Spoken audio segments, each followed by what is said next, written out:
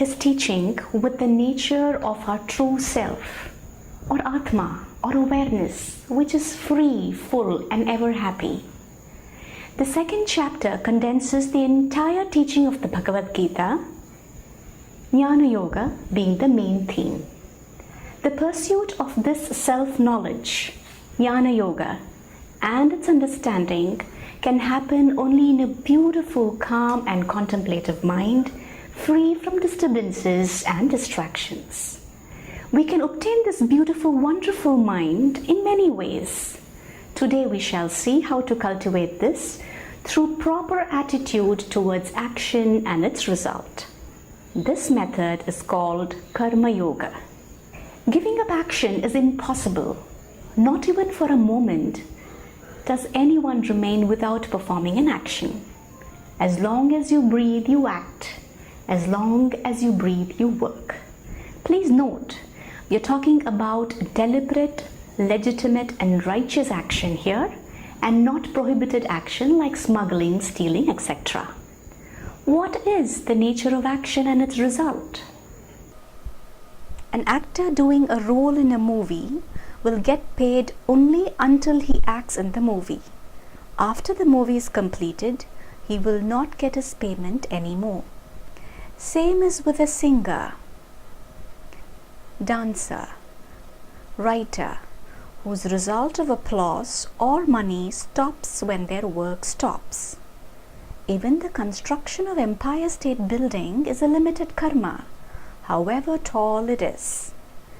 We do a job and get the payment for a month. Then the money is spent and that's the end of it. Therefore, we see here that both karma and karma phala are limited in nature. Action is limited, hence its result is also limited.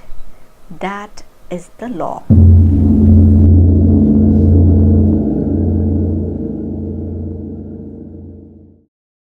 Karmanyevadhikaraste ma phaleshu kadachana ma karma phalaheturbuhu ma te sangostva karmani. Your choice, privilege is in action only, not, never in the results thereof. Do not think you're the author of the results of action. Don't be attached to inaction.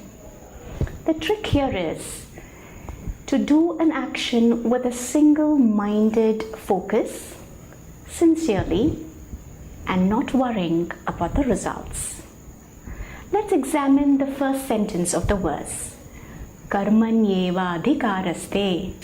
Your connectedness is only to the work. Ma phaleshu kadachana.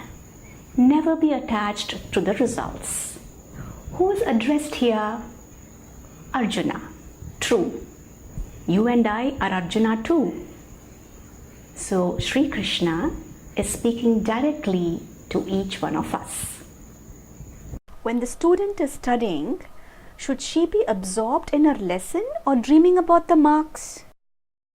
When a painter is painting, should he be absorbed in the job of painting or thinking of the money that he will get out of selling it? Oh, what an unsuccessful study or mediocre painting would it be if only the result is thought of. Therefore, the first three principles of Karma Yoga are: 1.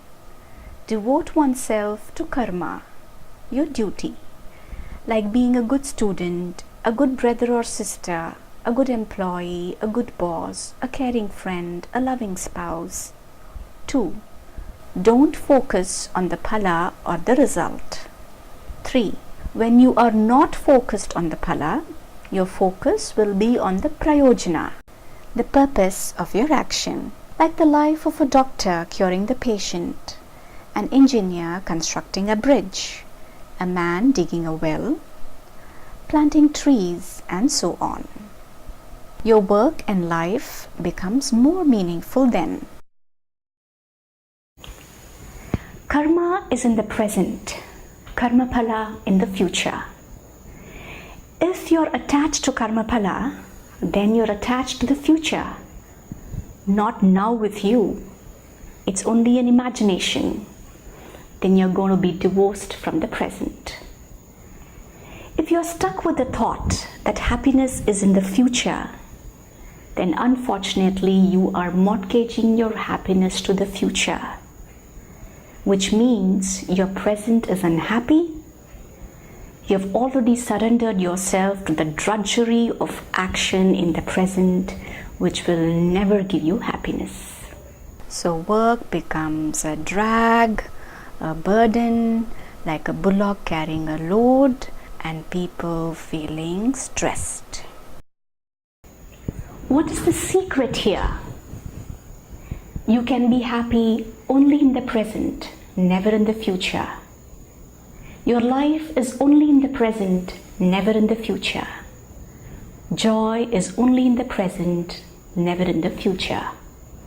Discover joy in karma itself. You have joy in the present, now, not later. In the present is the presence of awareness, the true nature of yourself, Ananda Swarupa, happiness, fullness, absolute.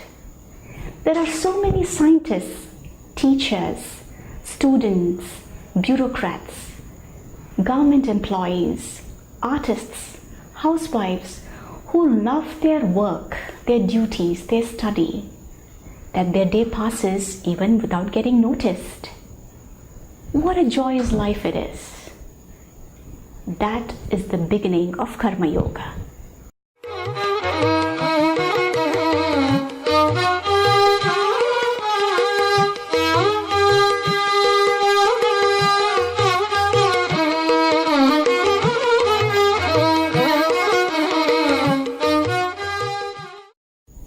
How does one enjoy the work?